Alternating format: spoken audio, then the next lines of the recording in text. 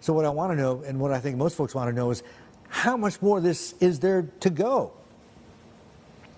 I think really to answer that question, Martin, is to think about, what are the effects of the surge that we've seen in the Japanese yen over the past month.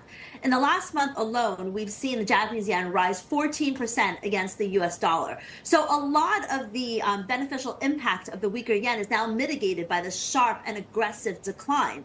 You couple that with the recent interest rate hike from the Bank of Japan, along with their plan to reduce bond purchase more quickly than previously anticipated. And it kind of explains why we are getting the meltdown, the rout in the markets, especially the Japanese markets, and why the yen carry trade unwind could continue, because a lot of the factors that have been supporting the economy is now at risk. And I think, retail sales and a lot of different things could start to slow the growth as Japan feels the effect of the strengthening currency. So, Kathy, if this unwind is going to continue, this has legs, and we haven't seen the last of it yet, how much of this is going to be driven by what Japan does here? Because, a lot of folks take a look at the Japan side and go, look, 25 basis points, and this happens, it can't be, right? Or is it more the U.S. and what the Fed does or does not do that we should be watching more closely?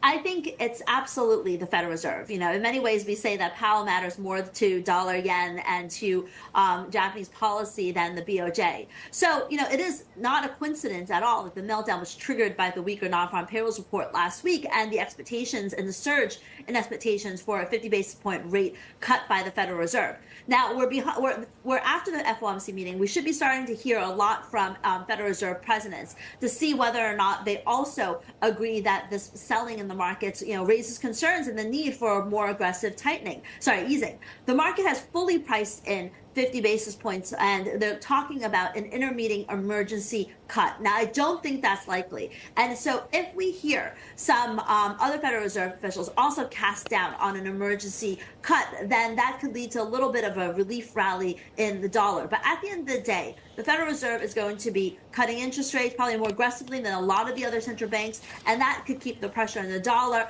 as well as, the support in the yen itself. Okay, is that just temporary relief, though? What happens in September when the Fed meets and decides?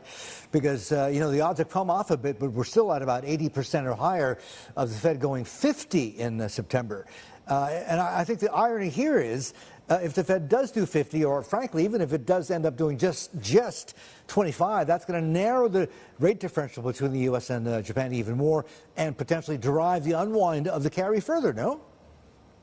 I think so. I think, at the beginning of the year, the market was looking for 3 interest rate cuts from the Federal Reserve, and we could get 3 interest rate cuts from the Federal Reserve, by the end of 2024. I think at the end of the day, the worry is that it's not just going to be one abysmal non-farm payrolls report. It could be a couple of them accompanied by, a turn lower in consumer spending as, people look at what's happening in the stock market and fear and panic sets in. They start to go into retrenchment mode. So I do believe the dollar yen has more to go in the downside. I do believe that the dollar itself has more unwind. But right now, we had a very big move on Monday. We could be seeing a little bit of a turnaround Tuesday. We'll have to see how the session goes. But overall, I think, dollar yen is going to test to 140 and maybe even slip down to 138.75, the next support level.